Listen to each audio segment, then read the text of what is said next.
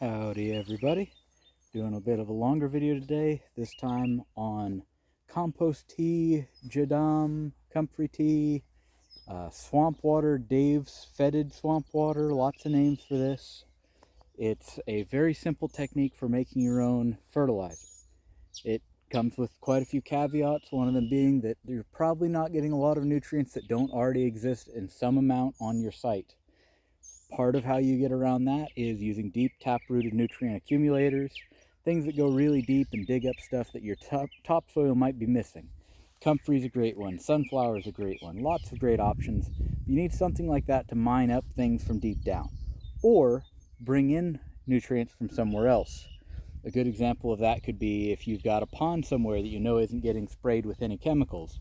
Going in and grabbing a bunch of algae out of there tends to accumulate a lot of really great nutrients that you don't always have in your actual farm soil.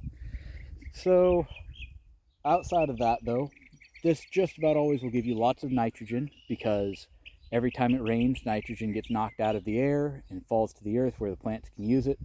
So this is a way of getting more of that nitrogen usable in one spot.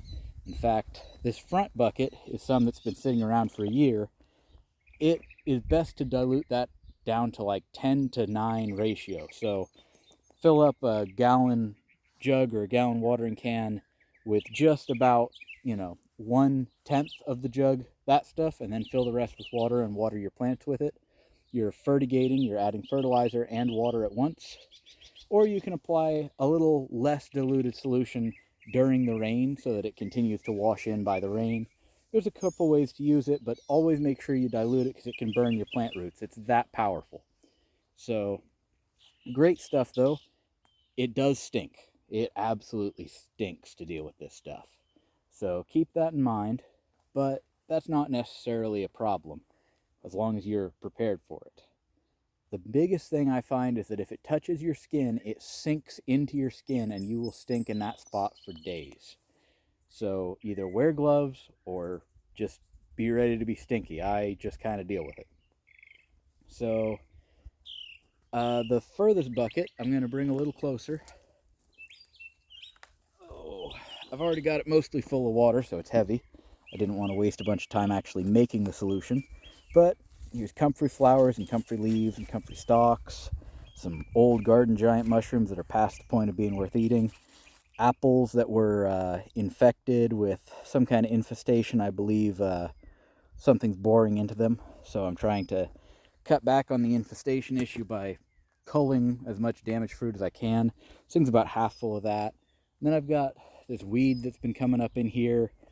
There's some that managed to squeeze its way up top.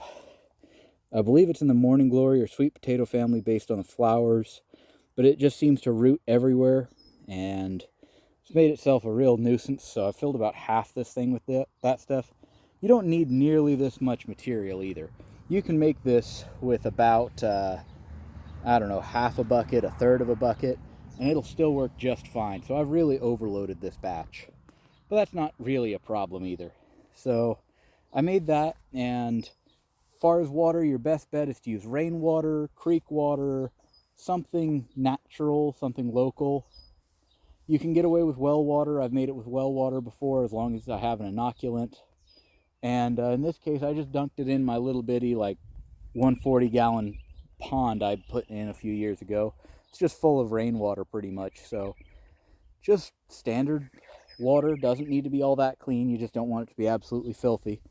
And the trick, I mentioned an inoculant. I always pour a little bit of the last batch into the next batch. To start my first batch, I hiked out into the woods and just dug up a little bit of soil from a couple different places that looked good and healthy.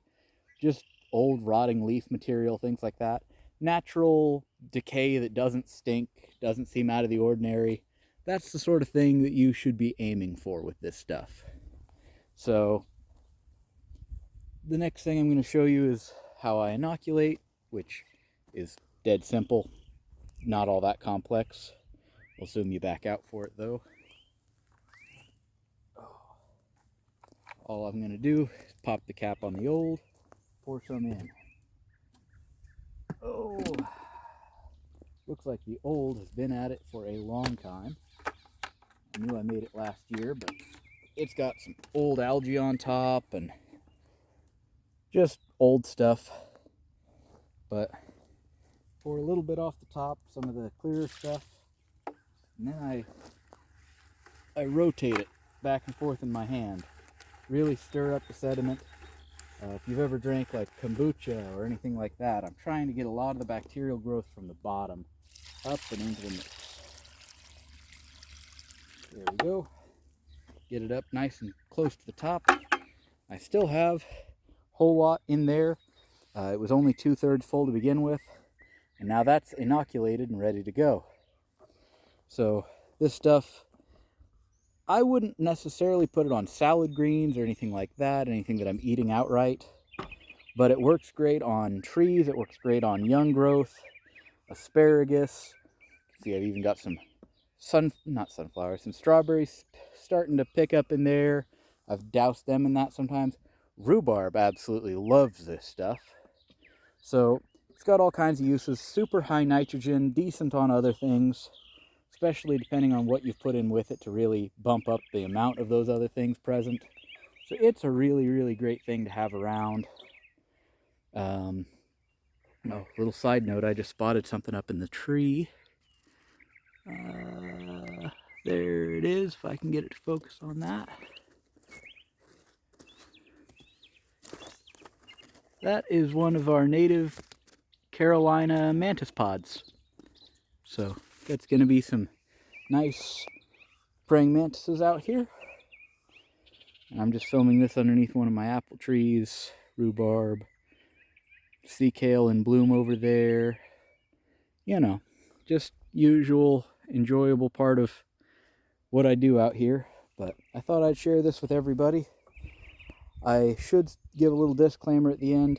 I'm not a scientist or anything like that. I could have said some things not totally perfectly, but you know, if you can't explain something in simple terms the average person can understand, you don't understand the topic well enough. I just kind of simplify things down to a level the average person can process and make use of.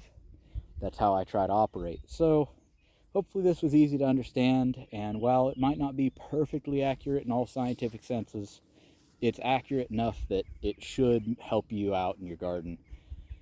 So hopefully this was useful to somebody. Hopefully this helps out. Enjoy your day. Enjoy your garden. Hope to see you all again soon. Have a great one, everybody.